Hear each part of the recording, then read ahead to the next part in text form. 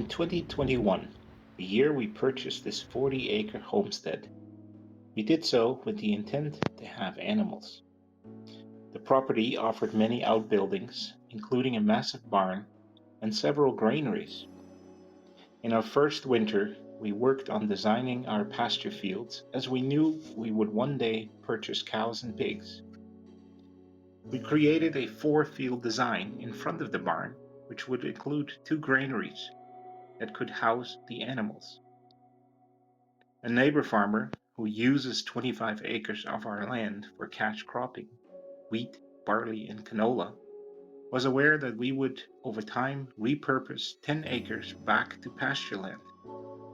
In 2024, we started with 2 acres, and another 8 acres is slated for 2025. These 10 acres are to allow our cattle to graze rotationally and for us to create hay for the winter months.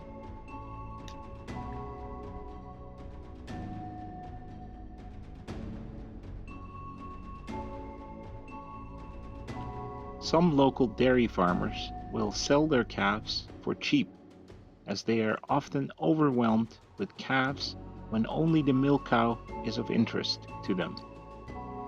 A milk cow can only produce milk after they calve. The calf is separated at birth and raised as either heifer or steer based on their sex. The steers are often sold off for the meat industry, while the heifers are potential milk cow replacements.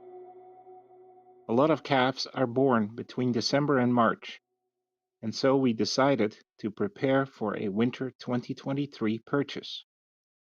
In 2022, we started working on our design of the 4 fields. We purchased posts, wiring, and nails. A post hole digger was also bought, so that each hole would be 2 feet deep. The soil is hard and full of gravel and stones. This makes it very difficult to create holes by hand. Even the post hole digger has a difficult time with gravel and stones. The first field would also serve as our puppies' playground.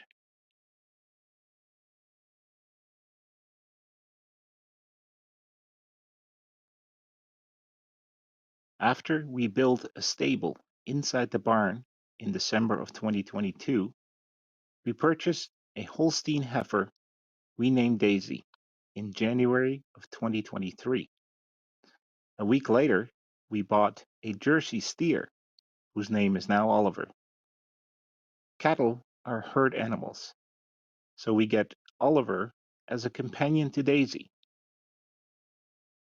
Daisy and Oliver were bottle fed and grew quickly. In the summer of 2023, we moved granaries and completed fencing. We made repairs to the granaries, created doors, and installed a window. We painted the granaries and started on replacing the roofs. The idea of the granary as cow housing was lost very quickly when we noticed that both Daisy and Oliver started chewing up the building. The buildings would be redesignated as summer housing for the kuni pigs, which are grazing pigs.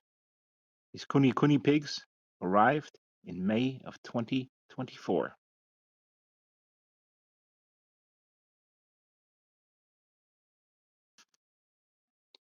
It also became clear that these 4 fields would not be able to sustain 2 growing cows. Additional pasture was quickly needed.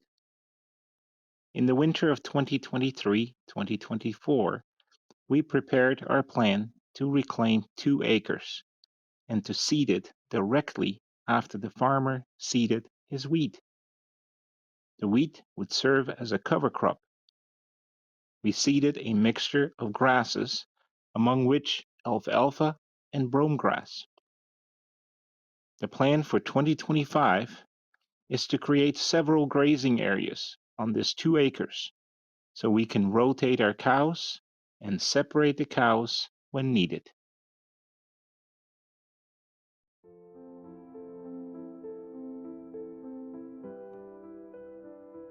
Our neighbor, who was so kind to assist us with our hay needs, was also extremely helpful to cut our 2 acres of grasses and cover crop.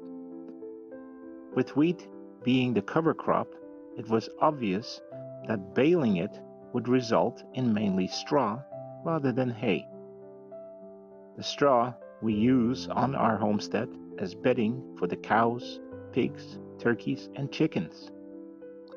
Both the pigs and chickens really enjoy the wheat kernels embedded in the straw.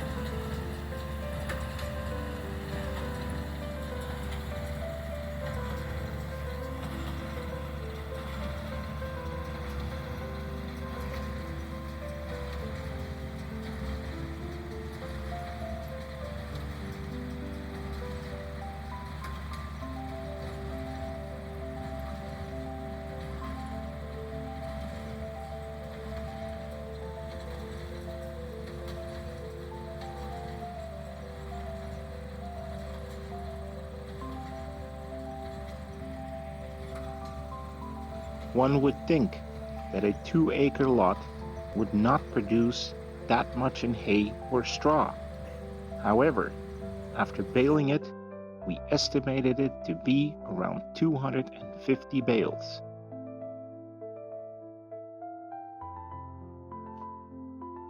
It is extremely satisfying to see this many straw bales going into the loft of our barn for the wintertime. A homestead becomes easier to run if you can reduce the cost of feed and bedding. Our plans to become more self-sufficient in 2025 looks very positive. We thank you for watching, and if you could help us out with a like and subscribe, we would truly appreciate it. Thank you for watching, and we'll see you in the next video.